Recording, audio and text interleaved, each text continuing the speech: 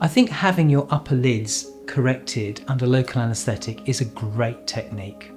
The reasons are low downtime. You're going to come in, bit of local anaesthetic and you're away.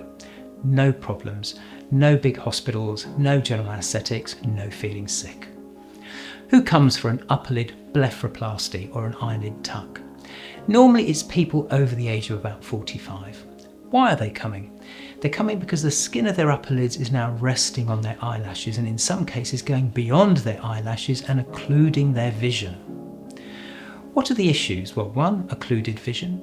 2, as soon as the skin touches your eyelashes, it forces you to raise your eyebrows and it's a reflex thing. So at the end of the day, patients say, oh, my eyes are really tired, and it's because they've been walking around like this all day.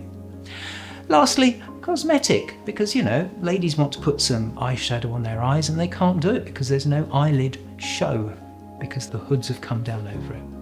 A lot of men come in for their upper lid blepharoplasty as well, for the same reasons. The skin is hanging down and it ages them and it's uncomfortable and they're raising their eyebrows.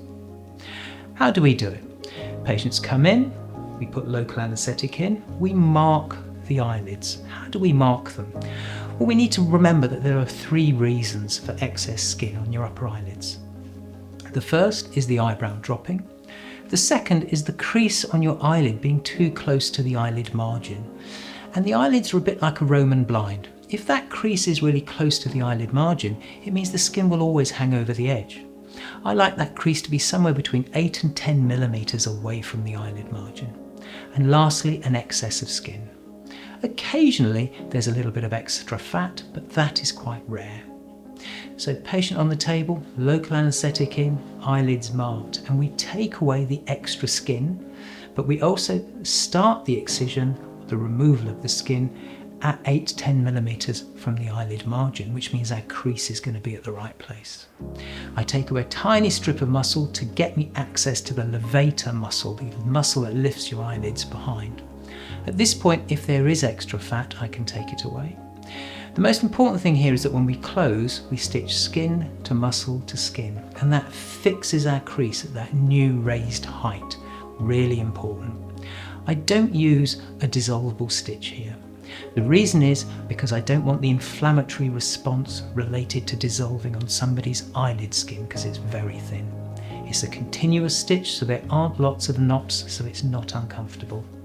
The only dressing is a single steri-strip tape across your eyelid. Surgery is done, you're away home. Downtime minimal, no real pain. Afraid you're going to get a black eye? Everybody gets a black eye. It's one of those things. It's going to take a week, 10 days, maybe 14 days to completely clear. But you shouldn't have any ill effects from it. You come back at a week to 10 days and I take those stitches out and you're done and dusted. The results are good. Downtime is minimal, pain is minimal, and most importantly, you haven't had your whole life disrupted by this. It's been really quick and simple. Patients are happy, they get great results. I recommend it.